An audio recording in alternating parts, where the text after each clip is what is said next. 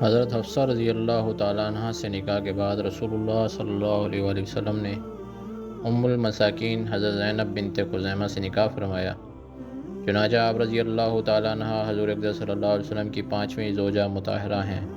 آپ رضی اللہ تعالیٰ عنہ صرف چند ماہ ہی آقا نامدار کی رفیقہ حیات رہ کر وفات پا گئیں۔ صرف 2 ازواج مطہرات ہیں جنہوں نے آپ صلی اللہ علیہ وسلم کی زندگی میں وفات پائی۔ ایک حضرت خدیجہ رضی اللہ تعالیٰ عنہ جو مکہ مکرمہ میں فوت ہوئیں اور وہیں جنت المولا میں مدفون ہوئیں، اور دوسری یہی حضرت زینب بنت خزیمہ جو مدینہ منورہ میں وفات پا کر جنت بقیع میں مدفون ہوئیں۔ باقی آپ صلی اللہ علیہ وسلم کی تمام ازواج مطہرات آپ صلی اللہ علیہ وسلم کی زندگی میں باحیات رہیں اور آپ سے فیضیاب ہوتی رہیں۔ آپ کا نام زینب، والد کا نام خزیمہ، دادا کا نام حارث تھا، اور آپ کی والدہ کا نام ہند اور نانا کا نام عوف تھا۔ آپ رضی اللہ تعالیٰ عنہ ام المومنین حضرت میمونہ بنت حارث کی ماں شریک بہن تھیں۔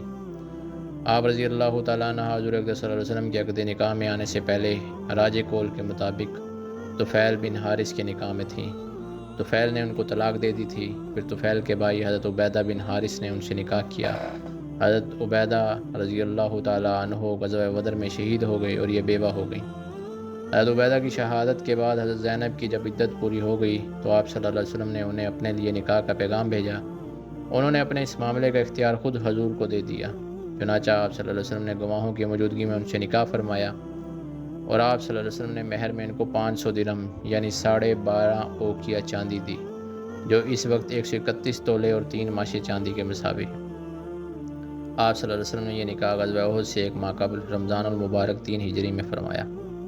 آپ رضی اللہ تعالیٰ عنہ میں سخاوت کوٹ کوٹ کر بھری ہوئی تھی۔ غریبوں مسکینوں کو نہایت فراخ دلی کے ساتھ کھانا کھلایا کرتی تھیں۔ فقراء اور مساکین سے بہت شفقت سے پیش آتی، صدقات کے ذریعے ان کی مدد کرتی۔ نیز آپ رضی اللہ تعالیٰ عنہ ان کے لیے انتہائی نرم دل تھی۔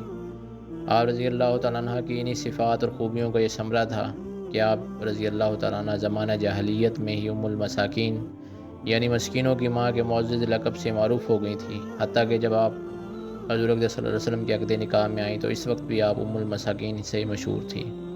آپ رضی اللہ تعالیٰ عنہ کے اس خوبصورت لقب کی وجہ سے اس کے علاوہ اور کوئی نہیں تھی کہ آپ مسکین و غریب لوگوں کو کثرت سے کھانا کھلاتی تھیں۔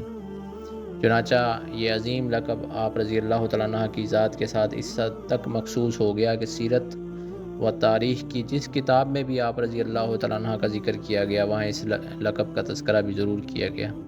آپ رضی اللہ تعالیٰ عنہ حضور اقدس صلی اللہ علیہ وسلم کے عقد نکاح میں آنے کے بعد بھی اپنی سخاوت و فیاضی اور یتیموں و بے آسراؤں کی مدد میں پیش رہیں، حتیٰ کہ آپ رضی اللہ تعالیٰ عنہ اس صف میں باقی تمام ازواج مطہرات سے ممتاز اور منفرد نظر آتی تھیں۔ راج قول کے مطابق آپ رضی اللہ تعالیٰ عنہ 8 ماہ کی قلیل مدت رسول اللہ صلی اللہ علیہ وسلم کے عقد نکاح میں رہیں، اور ماہ ربیع الاول کے آخر میں سن 4 ہجری میں انتقال ہوا، جبکہ آپ کی عمر 30 برس تھی۔ خود حضور اقدس صلی اللہ علیہ وسلم نے آپ کی نماز جنازہ پڑھائی اور جنت البقیع میں دفن کیا، اور قبر میں آپ رضی اللہ تعالیٰ عنہ کے 3 بھائی اترے تھے، اور مدینہ منورہ میں آپ صلی اللہ علیہ وسلم کے ازواج میں سے سب سے پہلے آپ ہی کی وفات ہوئی۔